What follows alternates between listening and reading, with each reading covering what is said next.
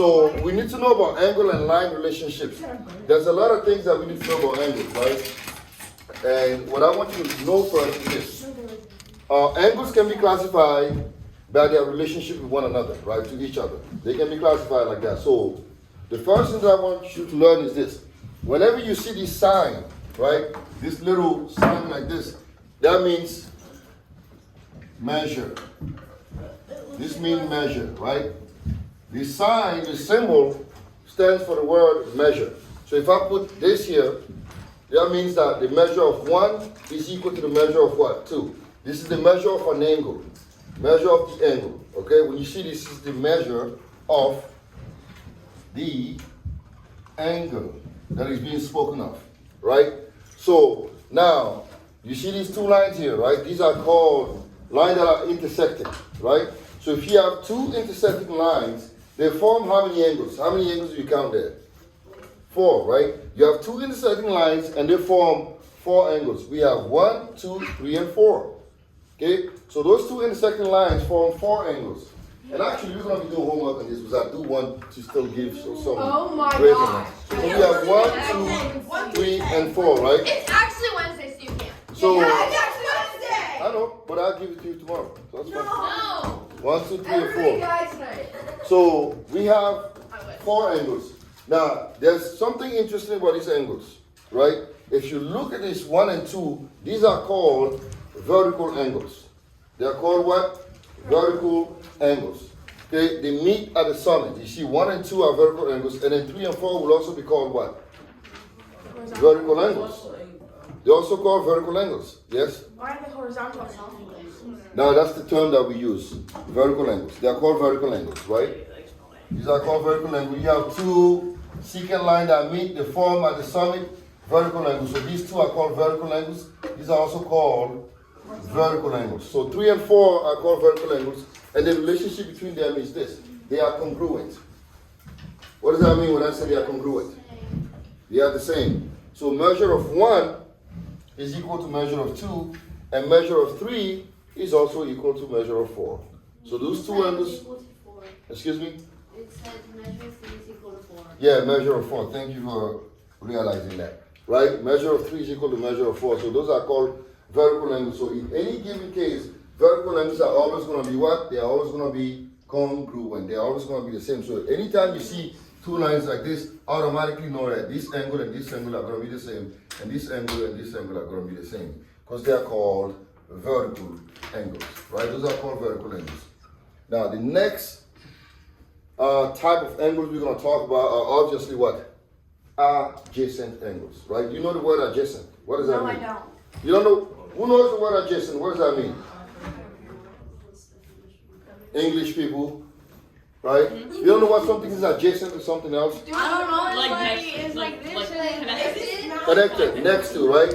So these two angles, how many angles do I have here? 1.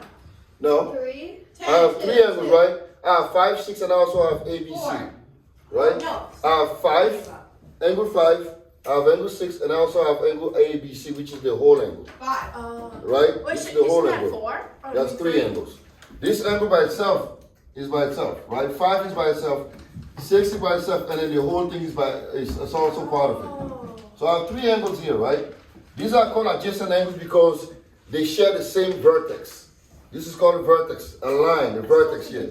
So these two angles, 5 and 6, share the same vertex, so they are called adjacent angles. For example, if I'm here, right, next to this table, so I'm adjacent to the table, okay? So we share the same line here. This line, we share the same, so I'm adjacent to this table. So the same thing with these two angles. 5 and 6 share the same vertex, so they are adjacent angle, they are next to each other. Now the relationship here is this. The measure of ABC, which is the bigger angle, is equal to the measure of 5 plus the measure of 6. That's self-explanatory. You can see that for yourself.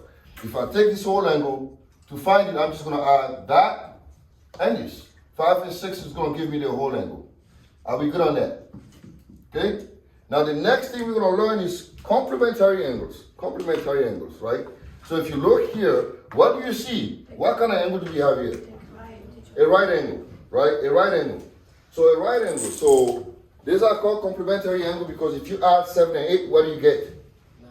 90 degrees. If you add two angles and they add up to 90, those two angles are called complementary angles because they add up to 90. Okay? And then, so that's pretty easy stuff. It's just a language. So you need to know vertical angles. Vertical angles are these angles where you have top vertical angles. These are called adjacent angles because the sum here does not give you 90. Okay? So these are adjacent angles. And then here, the sum gives you 90. These are called complementary angles. Complementary angles because they add up to 90. Now, the next type of angle we have is this one here. I have 9 and 10. So if I join this together, what do you think the whole thing is going to give me? If I was to put this together, right? If I was to put this together here, I put these two lines together, what would you get between 9 and 10? 180.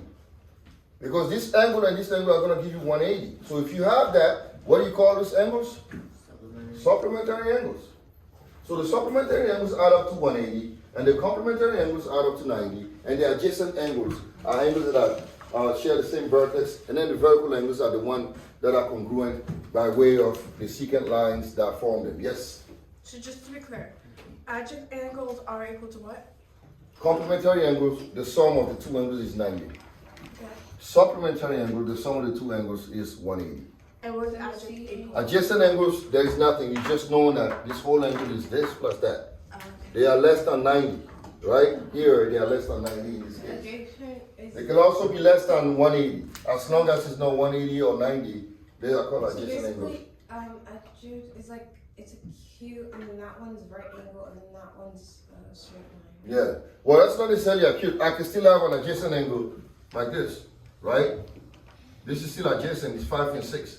It's still more than 90, but it's just not 80, 180 or 90. Okay? Adjacent angles can be either less than 90 or more than 90. As long as they are not 90 or 180, they are So not less than complement. 90 and more than 180. More than 90. Okay. More than 90 is adjacent. Less than 90 is still adjacent. 90 is complementary, and then 180 is supplementary. Right? Okay. Now, I'll give you a quick example here. So let's say you have this paper, right? And you want to make snowflakes. And to make the snowflakes, you want to cut out like triangular shapes, right? If I want to cut out this triangular shape out of it, so if I cut this out, right? So if I cut this out, I get that. I get this here, right? I get this. So now I cut out this piece from it. I get that. So now the question is, what is the relationship between Y angle and X angle? They're divorced. What's the relationship between them? What would it be? Supplementary. Why is it supplementary? Because If you look here, together. if they put together, what is it gonna give you?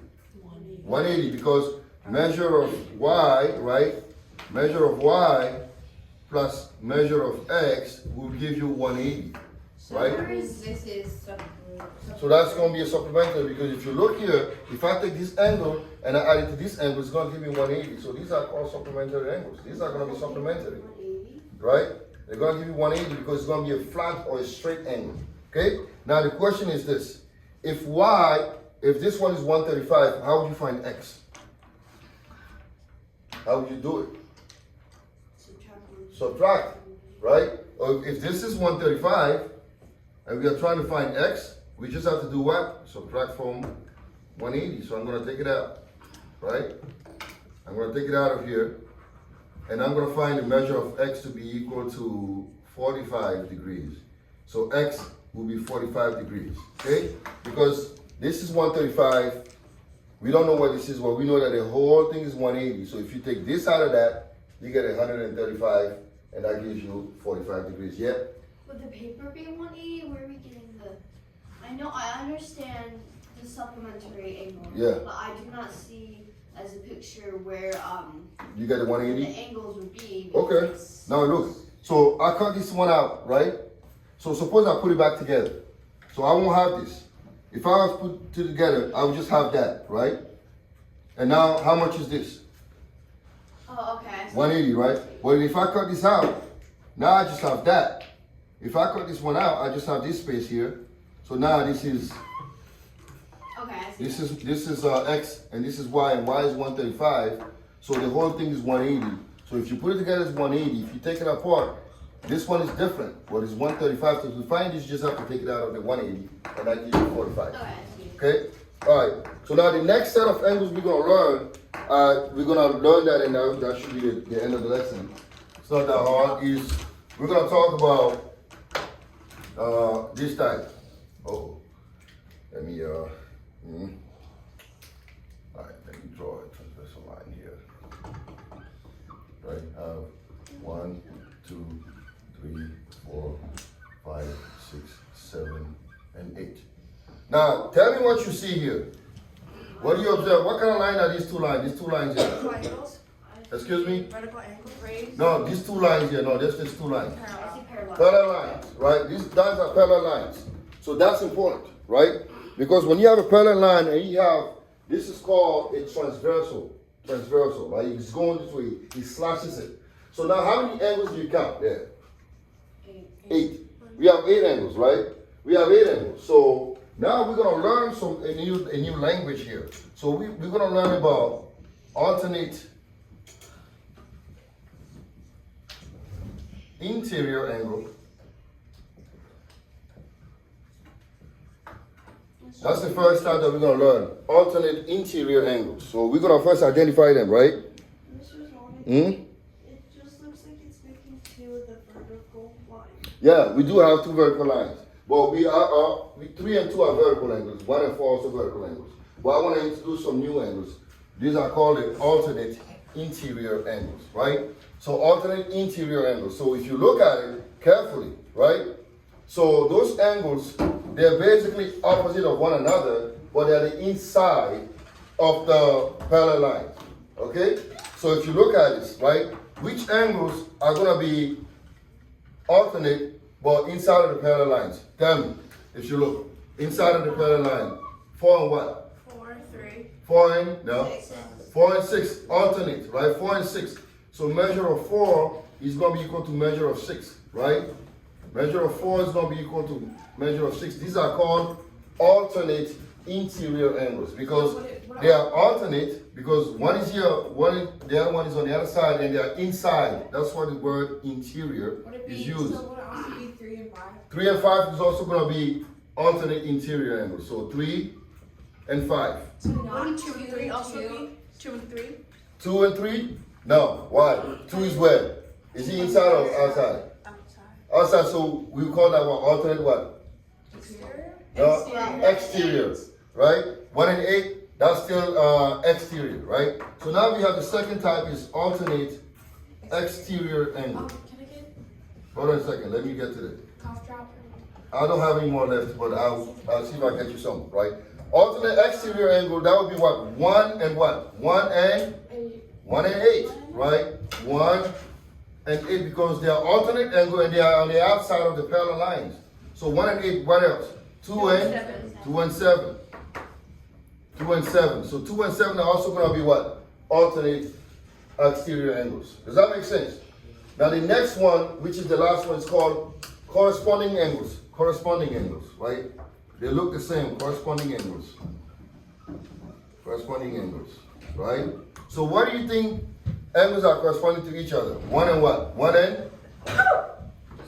and 6, right? They're on the same side, right? So 1 and 6 are going to be corresponding angles. These and this one are going to be corresponding angles. What else? Keep thinking. Why are they corresponding?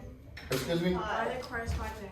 Corresponding because they share the same transversal line and they are on they form the same angle here. See, this angle and this angle are the same because these two lines are parallel. Okay? So couldn't it also be 1 and 7? No, 1 and 7 is not going to be. It's going to be what? 2 and 5. 2 and 5. Anything else?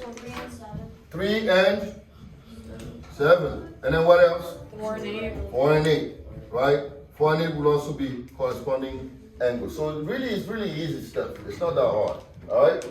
So tomorrow we're going to do a class work and I'm going to let you all work on that. So that's pretty much it. So today we learned about vertical angles, adjacent angles, complementary angles, supplementary angles, and then we did a problem on this, and then we also worked on alternate interior alternate exterior, and then corresponding angles.